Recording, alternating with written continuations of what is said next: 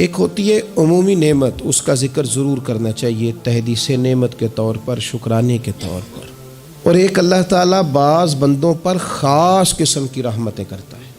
وہ جو خاص فضل ہے نا خدا کا، جو آپ کے پاس موجود ہے اور دوسروں کے پاس موجود نہیں ہے، اس کا ذکر نہ کرنا بہتر ہے۔ ایک چیز ایسی جو آپ کے پاس خدا کی خاص رحمت سے ہے، واللہ یختص برحمتہ من یشاء، اللہ تبارک و تعالیٰ بعض بندوں کو اپنی رحمت سے خاص کر لیتا ہے، وہ آپ کے پاس ہے لیکن دوسروں کے پاس موجود نہیں ہے۔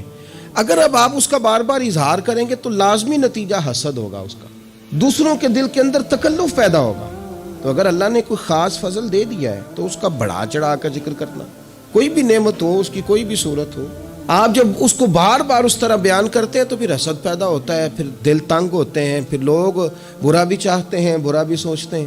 اقبال کے استاد صاحب سے کسی نے کہا کہ آپ نے کمال کر دی، اقبال جیسا شاگرد تیار کیا، تو ڈاکٹر اقبال کے استاد فرمانے لگے میں نے تو ساری کلاس کو ہی پڑھایا تھا، میں اس کو الگ سے تھوڑی لے جاتا تھا، میں نے تو سب کو پڑھایا تھا، بس کلاس میں اقبال ایک ہی تھا۔ بعض اوقات بندہ ایک ہی ہوتا ہے، اسی ایک بندے پر کسی خاص انعام کا ہونا ہوتا ہے، لیکن اگر وہ خاص انعام آپ پر ہے تو اگر آپ اس طرح بیان کریں گے کہ دوسروں کی گردنیں جھکیں اور دوسرے خیال کریں۔ حضرت یوسف نے اپنے والد کو خواب سنایا ہے کہ میں نے خواب دیکھا ہے، انی رأیت احد عشر کوکبا والشمس والقمر رأیتهم لی ساجدین، میں نے دیکھا ہے کہ ستارے، سورج، چاند مجھے سجدہ کر رہے ہیں، ابا جی میں نے خواب دیکھا ہے۔ اب ان کے باقی بھائیوں نے یہ نہیں دیکھا، ان کے پاس یہ نعمت نہیں ہے۔ اب والد کیا کہتے ہیں؟ کہتے ہیں یا بنیا لا تقصص رؤیاک علی اخوتک، بیٹا یہ بات بھائیوں کو نہ بتانا۔ میں اپنے باپ کا یوسف تھا، اس لیے شاید سکون سے سو نہ سکا، بھائیوں سے ڈرتا رہا۔ لا تقصص رؤیاک علی اخوتک، بیٹا بھائیوں سے بات نہ کرنا، فیکیدوا لک کیدا، ایسا نہ ہو کہ وہ کوئی چال چلے، معاذ اللہ۔ کیوں چلیں گے وہ چال؟ ان الشیطان للانسان عدو مبین، اس لیے کہ شیطان آدمی کا کھلا دشمن ہے، ان کے دل میں بات ڈالے گا کہ تم بھی تو حضرت یعقوب کی اولاد ہی ہو، تمہارے پاس کیوں نہیں؟ اگر آپ کے پاس کوئی خاص نعمت ہے، نبی پاک صلی اللہ تعالی علیہ وسلم نے فرمایا کہ لوگوں سے چھپا کے نا اپنے مقاصد کی کامیابی پر مدد طلب کرو، چپ کر کے اللہ سے مدد طلب کرو اور مقاصد میں کام کرتے جاؤ، کیونکہ ہر نعمت والے پر حسد کیا جاتا ہے۔